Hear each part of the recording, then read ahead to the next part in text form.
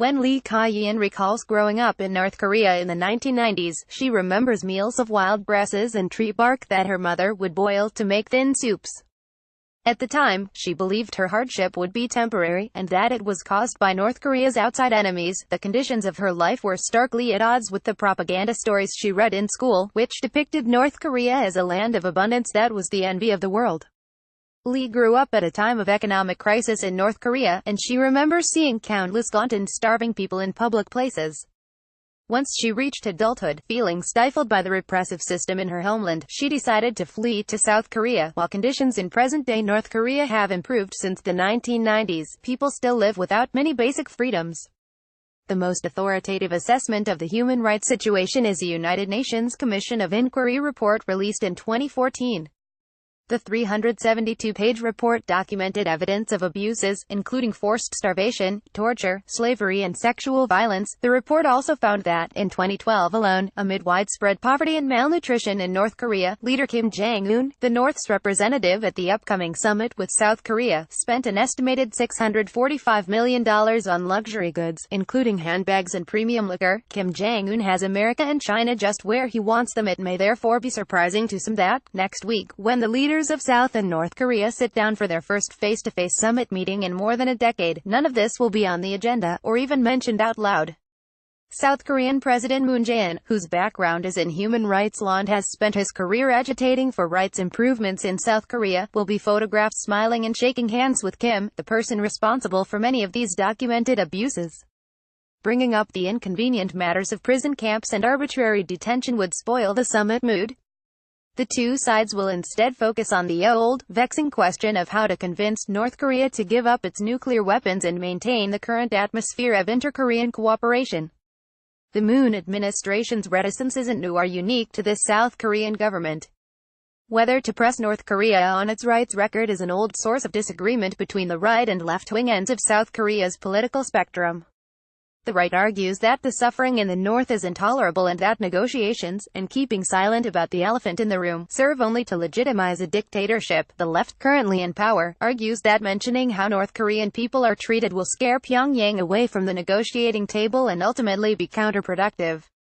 Overt condemnations of human rights abuses will thwart any progress before it starts, this line of thinking goes, making it prudent to refrain from finger-wagging until after progress has been made on other fronts. It therefore is no coincidence that all three inter-Korean summits have been held under left-leaning administrations in the South. Are US and China sincere partners in disarming North Korea? This time around, with North Korea's nuclear arsenal more lethal than ever and developing all the time, the right has been supportive of the summit and not insisted that human rights be part of it. An editorial in the right-wing chosen Ilbo, South Korea's most widely circulated newspaper, citing the urgency of the situation, commended the Moon administration for planning to keep the summit focused on talk of denuclearization. In March, the South Korean government got a taste of what North Korea's reaction would be to any talk of human rights, after South Korea's Foreign Minister Kang Kyung-hwa, while at a United Nations meeting in Geneva, called on the North to improve its human rights record.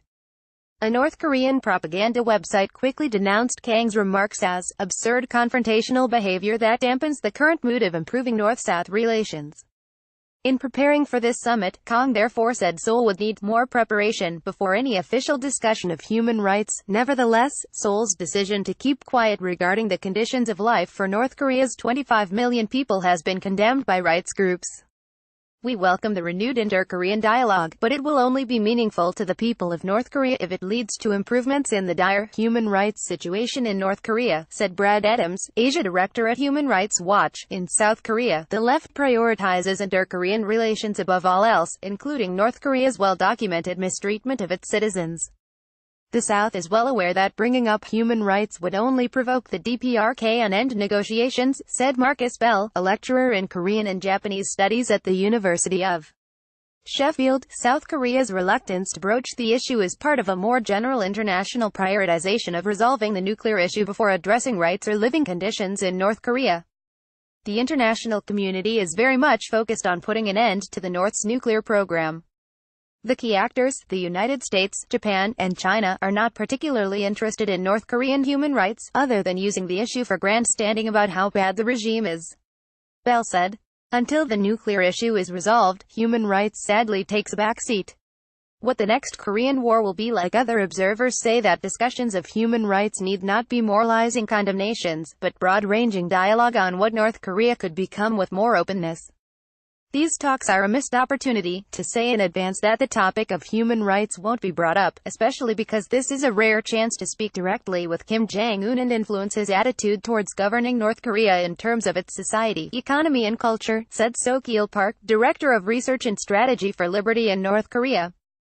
The only way to have a fundamental solution to the security issue is to have a different North Korea, one that is more open.